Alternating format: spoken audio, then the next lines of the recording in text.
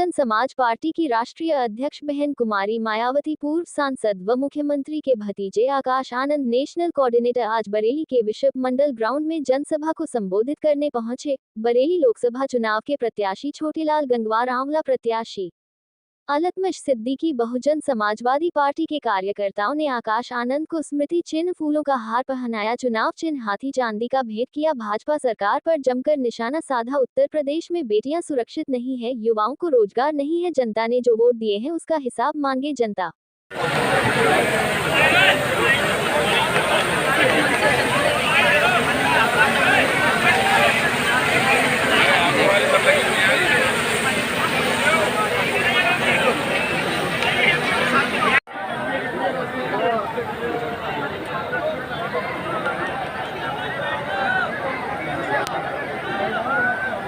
कृपया शांति बनाए रखें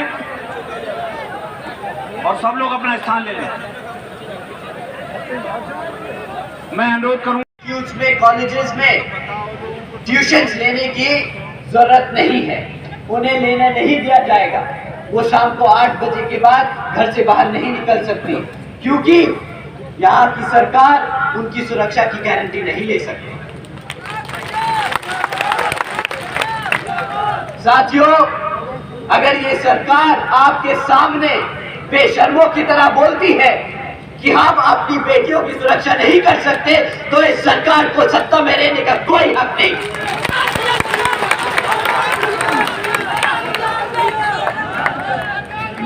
ना ये सुरक्षा दे पाए, ना ये शिक्षा दे पाए, ना ये रोजगार दे पाए। अखंड भारत की बात करते हैं ये लोग। कहां से बनेगा अखंड भारत जब आप अपने लोगों को, अपनी जनता को सुरक्षित नहीं रख सके? आप लोगों ने धोखा नहीं दिया, आप लोगों ने हमारी जनता को धोखा नहीं दिया, आप लोगों ने गद्दारी की है। आपसे बड़ा देशद्रोही नहीं अगर आप अपनी आवाम को अपने पैरों पर नहीं खड़ा कर सकते। साथियों, न सुरक्षा दे पाए, न शिक्षा दे पाए, न रोजगार दे पाए, जिन लोगों के सर पे छत थी वो भी छीन ली। ये सरकार गर्व से बोलती है कि हमारी सरकार तो बुलडोजर की सरकार है। हमारी जनता ने, हमारी भोली जनता ने इसलिए आपको वोट नहीं डाला था, इसलिए आपको वोट नहीं डाला था कि आप हमारे घर उखाड़ दें, अपनी बुलडोजर हमारे लोगों की छतों उखाड़ने का इस्तेमाल करें। साथियों, अगर ये लोग इतनी सी बात नहीं समझ पाए कि ये एक बेइज्जती का टैग है, बुलडोजर की सरकार एक बेइज्जती का टैग है, तो इनको कोई ज्ञान देने की जरूरत नहीं। और अजमी भाई, ये आप लोगों के बीच में आए, जो इन्होंने आपके साथ किया है वो आप इनके साथ करेंगे। इन्होंने आपके हाथ में कटोरा थमाने का काम किया है। साथियों, इस बार ये वोट मांगने आए तो इनको वही खाली कटोरा थमा के वापस भेज दीजिएगा।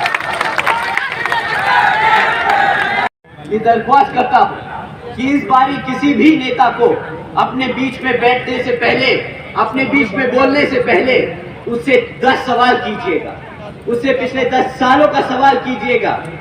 अगर भाजपा से कोई आता है तो उससे 3 चीजों पे पूछिएगा कि भाई, तुम लोगों को 10 साल से इस जनता ने मौका दे रखा है, तुम पिछले 10 साल से भारत की केंद्र सरकार चला रहे हो, तो हमें इन तीन चीजों पे सवाल का जवाब दो। साथियों, उन्होंने आपके बच्चों की शिक्षा के लिए क्या किया? साथियों, उन्होंने आपके रोजगार के लिए क्या किया? और साथियों, उन्होंने आपकी सुरक्षा के लिए क्या किया?